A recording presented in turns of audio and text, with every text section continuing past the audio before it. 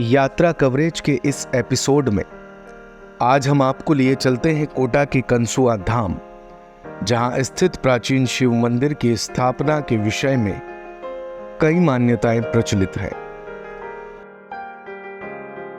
करीब 1300 साल पहले बना ये मंदिर आज भी अपने मूल स्वरूप को बरकरार रखे हुए है।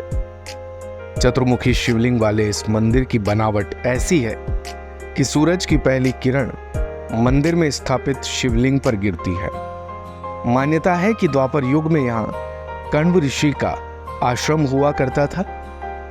मंदिर के पुजारी महंत श्यामगिरी गोस्वामी इस संबंध में बताते हैं कि ऋषि कण्व का ये आश्रम कंसुआ धाम ही वो स्थान है जहां राजा दुष्यंत की पत्नी शकुंतला रहती थी और यहीं उनकी कोख से प्रतापी राजा भरत का जन्म हुआ था। एक मान्यता के अनुसार शकुंतला का जन्म अजमेर के पास पुष्कर तीर्थ में महर्षि विश्वामित्र और अप्सरा मेनका के संसर्ग से हुआ था।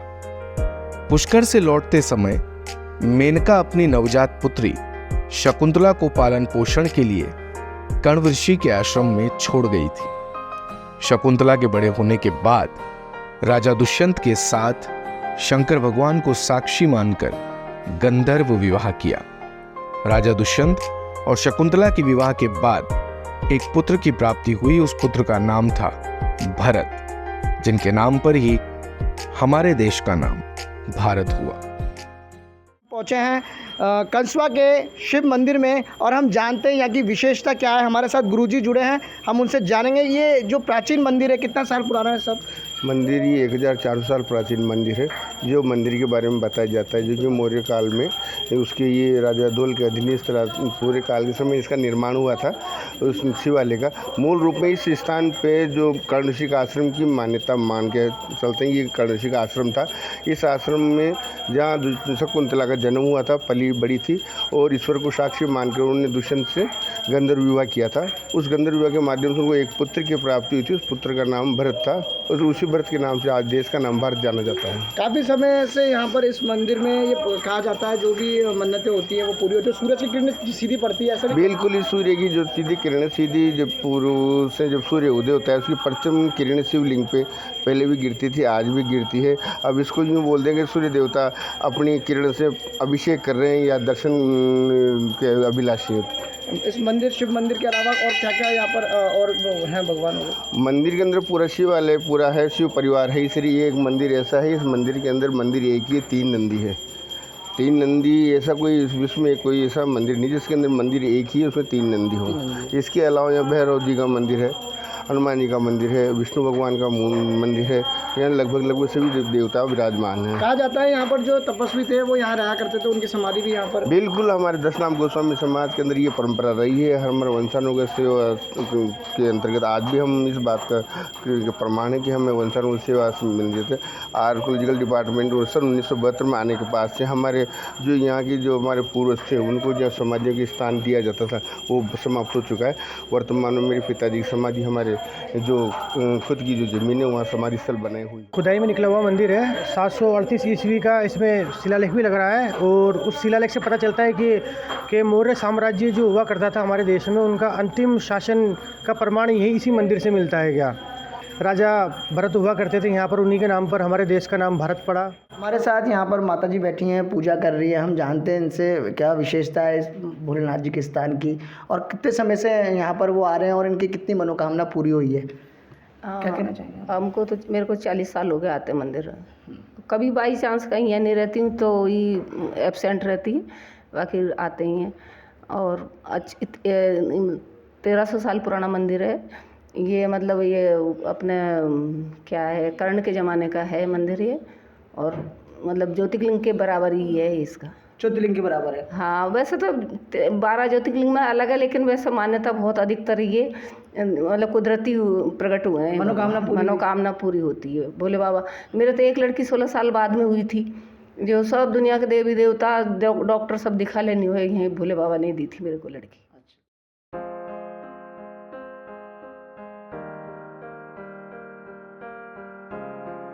आइए हम ये जानते हैं कि यहाँ पर जो गुप्त शिवलिंग है, कहा जाता था ये गुप्त शिवलिंग में यहाँ पर जो महाराज रहा करते थे और जो यहाँ पर दूर दराज के महाराज आया करते थे वो गुप्त शिवलिंग के यहाँ पर गुप्त पूजा किया करते थे। आइए हम वो भी स्थान देखेंगे कि इस शिवलिंग का क्या महत्व है और कहाँ पर है ये शिवलिंग।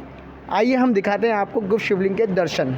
ये आप देख रहे हैं हमारे साथ, ये रास्ता प्राचीन मंदिर का है जो यहाँ से गुजरता हुआ अंदर आया है गुप्त शिवलिंग के यहाँ पर, और आप हमारे साथ देख सकते हैं ये गुप्त शिवलिंग है।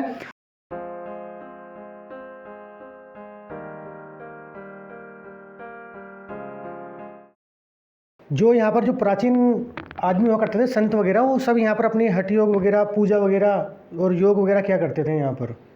तो कितने टाइम तक ये खुला रहता है? ये काफ़ी टाइम से बंद था, अभी कुछ ही समय पहले मतलब इसको खोला गया है, साल 2 साल पहले बंद ही रहता था। हम लोगों को पता नहीं था कि भाई यहाँ के जो लोकल लोग हैं उनको भी पता नहीं था कि ये लोग कि यहाँ पर गुप्त शिवलिंग भी है। इसका बाद में पता चला मतलब।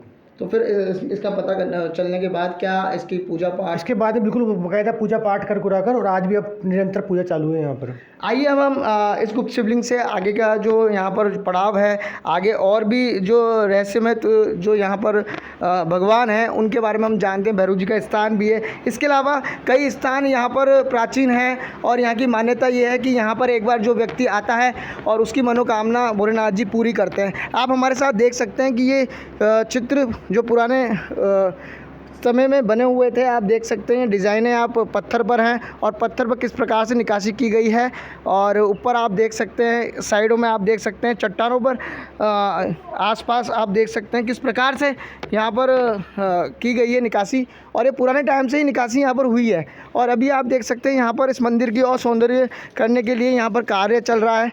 यहाँ पर आप हमारे साथ देख सकते हैं ये पुराने जो हैं शिव जी के डिज़ाइन की गई है, ये पुराने काल की हैं, ये पुरानी चीज़ें हैं और इनकी महत्वता बहुत है। तो आप हमारे साथ देख सकते हैं ये एक और शिवलिंग है, ये भी यहाँ पर है और नंदी जी हैं, आप देख सकते हैं ये भी प्राचीन काल का है। और ये पुराने जो यहाँ पर पोल हैं जो पुराने काल में जिस प्रकार से बनाए जाते थे, पत्थरों पर डिज़ाइन की जाती थी, वो भी यहाँ पर है। और ये जो आप दृश्य देख रहे हैं हमारे पीछे, ये समाधि स्थल है। यहाँ पर जो गुरु रहा करते थे, पूजा किया करते थे, ये उनके स्थान है, ये स्थान बने हुए हैं। इसके अलावा पीछे हम चलते हैं और आपको और चीज़ें बताते हैं कि यहाँ की खासियत क्या है। आइए जानते हैं इस मंदिर की खासियत। आप देख सकते हैं एक और प्राचीन भोलेनाथ जी का यहाँ पर प्राचीन शिवलिंग है और जगह जगह शिवलिंग इसी प्रकार के बने हुए हैं। यहाँ पर व्यक्ति आते हैं, दूर दराज के लोग आते हैं, यहाँ पर दर्शन करते हैं। इसी प्रकार पीछे की तरफ हम जा रहे हैं। पीछे ये पुराना रास्ता है और काफ़ी समय से ये बंद था, 2-3 साल पहले ही इसको खोला गया है।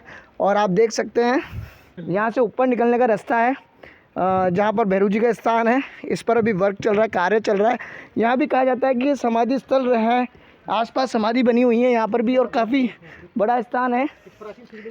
प्राचीन शिवलिंग के लिए एक और बताया गया है यहाँ पर। और एक शिवलिंग और यहाँ पर है, आप देख सकते हैं कि इस शिवलिंग का महत्व भी काफ़ी रहा होगा और आज भी है। और काफ़ी गुप्त शिवलिंग यहाँ पर देखे जा रहे हैं। और हम अभी ऊपर चलते हैं, यहाँ पर भैरव जी का स्थान है। भैरव जी के स्थान पर हम दर्शन करते हैं। यहाँ का सौंदर्य आप देख सकते हैं हमारे साथ कि इस प्राचीन मंदिर की विशेषता, आसपास सटे हैं मकान और बीच में है ये मंदिर। और पीछे की तरफ आप देख सकते हैं कुंड है, ये कुंड हमेशा भरा रहता है। चर्म रोग के लिए बहुत मान्यता है। यहाँ पर कोई व्यक्ति इस कुंड में नहाता है तो उसके चर्म रोग मिटते हैं। तो ये जो स्थान है ये काफ़ी प्राचीन है। और अब हम आपको दिखाते हैं, ये एक और स्थान है, इसमें भी मंदिर है, ये भी काफ़ी पुराना है। पर आप देख सकते हैं कि ये जर्जर हालत में है, टूटा है। सरकार के नुमाइंदे इस पर ध्यान नहीं दे रहे हैं, प्रशासन ध्यान नहीं दे रहा है। ये आप देख सकते हैं नंदी जी का है। एक और यहाँ पर शिवलिंग है जो आप देख सकते हैं, काफ़ी प्राचीन है। और यहाँ पर किस प्रकार से ये प्राचीन स्थान बना हुआ है और पास में ही भैरव जी का स्थान है, हम वहाँ पर भी आपको ले चलते हैं। जगह जगह आप देख रहे हैं कि किस प्रकार से यहाँ शिवलिंग बने हुए हैं। और इसी प्रकार राजस्थान कवरेज आपको यात्रा कवरेज में अलग अलग जगहों पर अलग अलग जो भावना लोगों से जुड़ी हुई है उसको हम दिखा रहे हैं। ये देखिए, ये भी एक शिवलिंग है। इस प्रकार काफ़ी शिवलिंग यहाँ पर हैं और ये भैरव जी का स्थान है और यहाँ पर भी काफ़ी मान्यता है भैरव जी के स्थान पर। भैरव जी के दरबार हम पहुँच चुके हैं और ये चौथ माता जी का मंदिर है और उसके पास सामने ही भैरव जी का स्थान है। आप चौथ माता जी के दर्शन कर रहे हैं और भैरव जी के हम आपको दर्शन करवाते हैं और आप हमारे साथ भैरव जी के दर्शन करेंगे। मैं कैमरामैन से कहूँगा भैरव जी का दर्शन कराएं सभी दर्शक को, ताकि उनकी भी मनोकामना पूरी हो सके। ये प्राचीन मंदिर की कितनी विशेषता है इसके बारे में हम पंडित जी से जानेंगे। इस मंदिर की स्थापना मौर्य वंशी राजा चित्रांगद मौर्य के द्वारा की गई है और पूरा करवाया गया उनके पुत्र शिवगढ़ मौर्य के द्वारा। करीब 1500 वर्ष प्राचीन ये पूरा मंदिर है। यहाँ 2 मंदिर मुख्य हैं। बाबा महादेव का, कंडेश्वर महादेव के नाम से है जो, दूसरा भगवान बाबा भैरवनाथ का। भगवान भैरवनाथ की पूजा भी पूर्ण नहीं होती जब तक भी भगवान भैरवनाथ की पूजा नहीं होती है, इसीलिए भगवान भैरवनाथ की पूजा करने लोग आते हैं। रविवार के दिन विशेष यहाँ आरती होती है, भगवान का श्रृंगार होता है। दिन में 11:30 विशेष आरती होती है। भगवान भैरवनाथ को कचौरी का, इमरती का, उड़द से बने हुए पदार्थों का भोग लगाया जाता है हर रविवार को। और क्या क्या इस मंदिर के आसपास की खासियत क्या क्या है? शिवलिंग काफ़ी है यहाँ पर। एक्चुअली ये मंदिर नहीं है, ये मंदिर एक मठ है। मठ है जहाँ नागा साधु रहा करते थे, वो मठ है, ये मंदिर नहीं है। ये जो शिवलिंग है नीचे, हाँ, वो आपने देखा एक शिवलिंग 2 ही मुख्य, एक तो शिव मंदिर मुख्य है, एक भैरव मंदिर मुख्य है। इसके अलावा जो भी आपको स्टेचू नज़र आ रहे हैं, चबूतरे नज़र आ रहे हैं, वो हमारी समाज में, हमारी सोसाइटी में 10 नामी गोस्वामी समाज में समाधि की प्रथा है। तो हम सब लोगों की मृत्यु के बाद में समाधि लगाई जाती है। कई जिंदा समाधियाँ भी हैं इस मंदिर में है। जो कितनी है जिंदा समाधि इस मंदिर में? करीब 14-15 समाधियाँ हैं। अच्छा।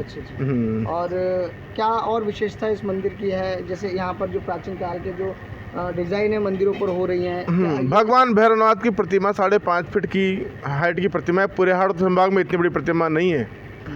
जो भगवान का स्वरूप है बिल्कुल विकराल स्वरूप है, नग्न अवस्था में है।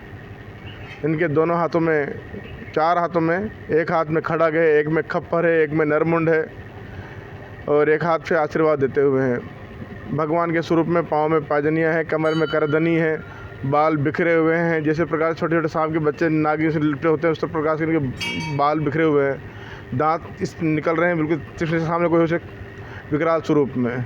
ऐसा भगवान की प्रतिमा का स्वरूप है। और तो इनका कहना है कि जो ये प्राचीन मंदिर है भैरवनाथ जी का, यहाँ पर कई विशेषता है भैरव जी की। और यहाँ पर जो व्यक्ति भी यहाँ पर आता है उनसे मत्था टेक कर जो भी मनोकामना मांगता है वो पूरी होती है। तो इसी प्रकार कोटा शहर से लाडपुरा में सटे हुए कंसुआ धाम मंदिर पर हम पहुँचे थे, जहाँ पर यहाँ की जो विशेषता है उसके बारे में राजस्थान कवरेज ने आपको बताई। तो हम आपसे ये कहना चाहते हैं कि जो प्राचीन मंदिर हैं जिनको आपने नहीं देखा है, वहाँ तक हम पहुँच रहे हैं और आपको भी हम यही कहेंगे कि इन प्राचीन मंदिर पर आप ज़रूर जाएं, यहाँ पर दर्शन करें और जो भी मनोकामना है आपकी, आप यहाँ पर भगवान से मांग सकते हैं। भगवान आपकी मनोकामना पूरी करेगा। मैं दुष्यंत सिंह गहलोत, राजस्थान कवरेज, कोटा। दिन भर की सारी अपडेट्स के लिए सब्सक्राइब करें राजस्थान कवरेज को और बेल आइकन दबाना ना भूलें, ताकि आप रहे अपडेटेड हमेशा।